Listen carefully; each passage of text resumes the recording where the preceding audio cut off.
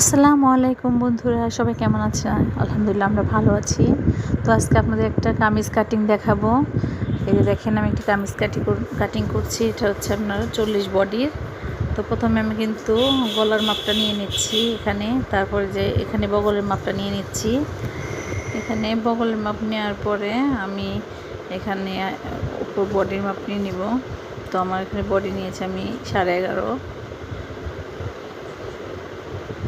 একটু 2 ইঞ্চি বেশি রাখছি।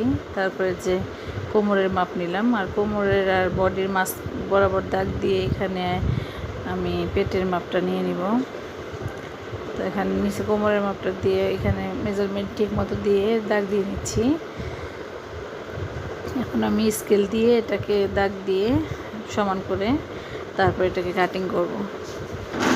তো কাপড় কাটার সময় আমার আর কি একটা অভ্যাস যে আমি একটু বেশি কাপড় রেখে নিই, নইলে পরে যদি আবার ঝামেলা হয়।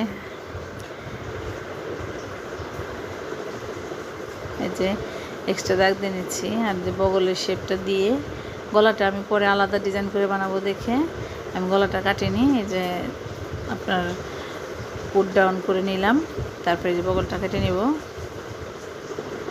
এভাবে খুব সহজে কিন্তু একটা কামিজ আপনারা বাসায় তৈরি করে নিতে পারবেন।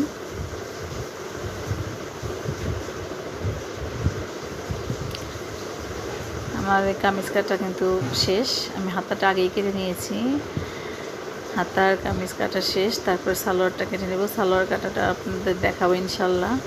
তারপর এটা সেলাই ভিডিও আপনাদের সাথে শেয়ার করব। তারপর দেখে আপনারা জানাবেন যে কেমন হয়েছে। যদিও আমি অনেক আগেই কাজ শিখেছি, একটু একটু নিজের জন্য করি, সময় পাই না। তারপর এখন রেগুলার নিজের জন্য ড্রেসগুলো আমি নিজেই তৈরি করব ভাবছি, কারণ অনেক টাকা মজুরি দিতে হয় দর্জিদের। তো আল্লাহ হাফেজ। সেলাই ভিডিওটা খুব শীঘ্রই চলে আসবে, আপনারা সবাই পাশে থাকবেন। আল্লাহ হাফেজ।